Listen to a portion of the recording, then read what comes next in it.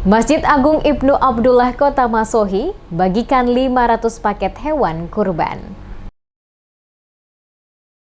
Usai pelaksanaan sholat Idul Adha dilanjutkan dengan acara penyembelihan hewan kurban oleh Panitia Pembagian Hewan Kurban Agung Ibnu Abdullah Kota Masohi yang dilaksanakan di pelataran masjid secara bersama-sama. Imam Masjid Agung Ibnu Abdullah Kota Masohi Ali Tehwayo saat diwawancarai usai pelaksanaan sholat Idul Adha mengatakan, pada perayaan Idul Adha 1444 Hijriah tahun ini, jumlah hewan kurban yang tersedia mengalami penurunan dari tahun sebelumnya, yakni dari 13 tahun kemarin dan tahun ini hanya 11 ekor. Dari total jumlah hewan kurban sebanyak 11 ekor sapi yang ada, maka sesuai yang telah direncanakan setelah dilakukan penyembelihan akan dibagikan kepada kurang lebih 500 warga yang berhak menerima. Di mana sebelumnya, panitia telah melakukan pembagian kupon kepada fakir miskin dan kepada mereka yang berhak untuk memperoleh daging kurban sebesar sepertiga dari keseluruhan daging kurban. Seluruh hewan kurban yang telah selesai disembelih akan dikemas dalam setiap kantong plastik yang disesuaikan dengan ukuran berat daging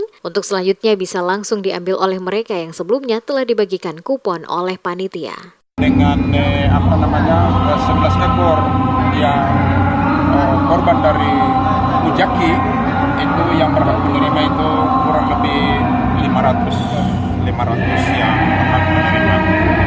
500 orang penerima? Iya. 11 ekor hewan kurban? 11 ekor itu yang berhak menerima itu kurang lebih 500 orang yang berhak menerima. Terlihat di lokasi panitia pemotongan hewan kurban sementara melakukan penyembelihan hewan kurban pada lokasi pelataran Kompleks Masjid Agung Ibnu Abdullah Kota Masohi.